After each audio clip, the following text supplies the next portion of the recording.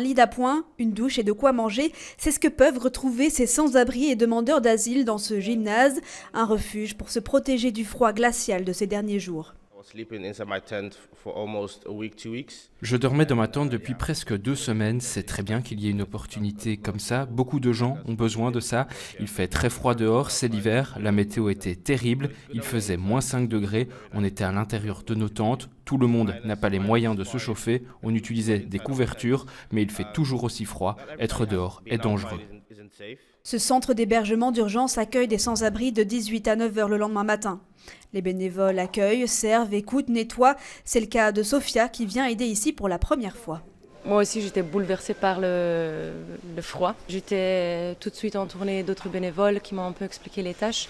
Et c'était très simple. En fait, moi, j'étais chez les cafés l'été. Il y a des gens qui parlent avec toi, qui te disent bonjour, qui te racontent un peu d'eux. Ce dispositif est un relais à la fermeture du centre d'urgence d'Ixelles. Il fait partie des 200 places du plan Grand Froid disponible à Bruxelles.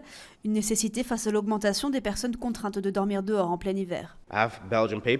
J'ai des papiers belges, j'étais étudiant l'année dernière, j'avais 3 mois pour trouver un logement. C'est comme ça que je suis devenu sans-abri. C'est difficile de savoir que dans mon propre pays, on ne reçoit pas vraiment d'aide. Je suis allé à l'école, je viens d'une bonne famille, nous sommes la capitale de l'Europe et plein de gens sont dehors.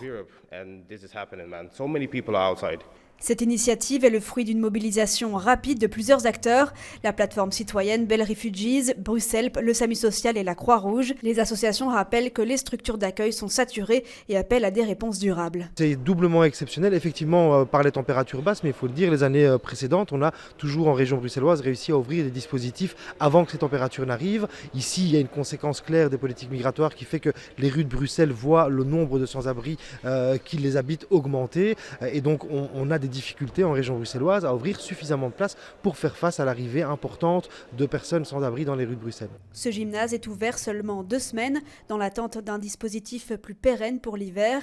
Un appel est lancé aux communes pour trouver des lieux d'accueil de courte durée.